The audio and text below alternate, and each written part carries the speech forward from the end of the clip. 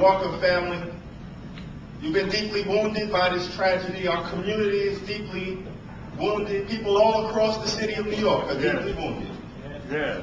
And there's nothing that we can do to take away all of the pain that you might experience. But in order for us to bring about some measure of closure, some measure of comfort, we have to do all that we can to make sure that justice prevails for Shem Walker. Yeah. And we're up against an institution, the NYPD, that has proven time and time again that their primary interest is in making sure that they protect their own. Right. And unfortunately, they got a whole lot of experience in this area. Bell, Diallo, Dorismond, Stansberry, Omar Edwards, they got a whole lot of experience in this area, and as soon as the gun goes off, the NYPD spin machine kicks into high gear. Right. Story after story after story. Reverend Sharpton, they got more stories than Harry Potter. Right. And none of their stories make any sense. They started out by saying that he stumbled onto a drug sting. How do you stumble onto anything on your own property? Right. He stumbled onto that officer, the officer stumbled onto him. Right. And if the officer and the NYPD weren't trespassing, Shem Walker would be alive today.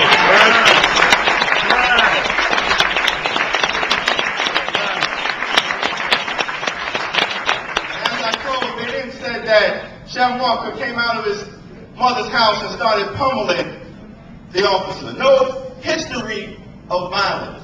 No evidence to suggest that that type of assault took place. Right. They're just counting on folk to believe that all black men are inherently violent. Right. Not even in the casket and the character assassination has started. Right. Crow may be dead, but his nieces and nephews are alive. And a few of them are down at one of these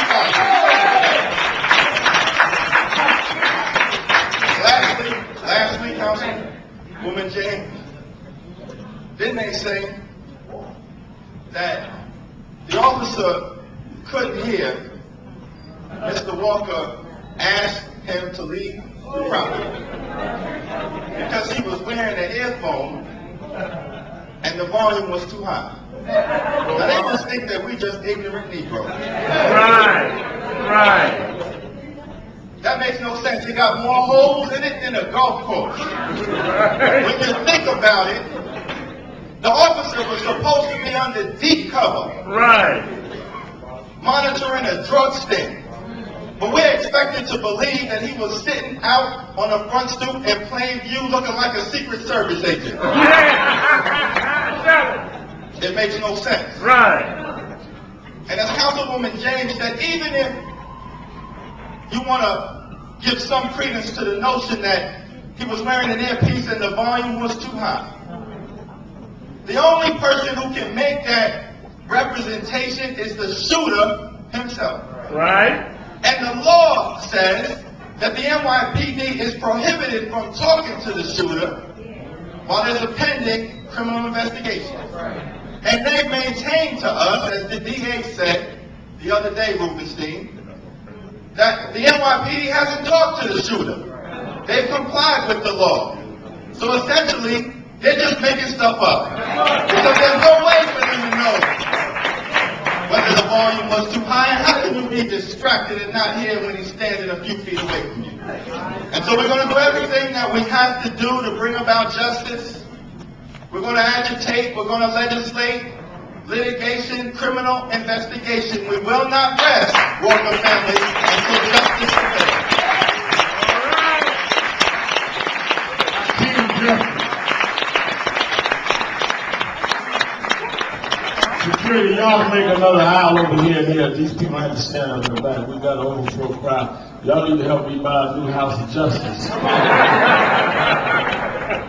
We need more than 400 seats. Now, as we bring on Bill de Blasio, also Reverend Assemblyman Kamara is joining.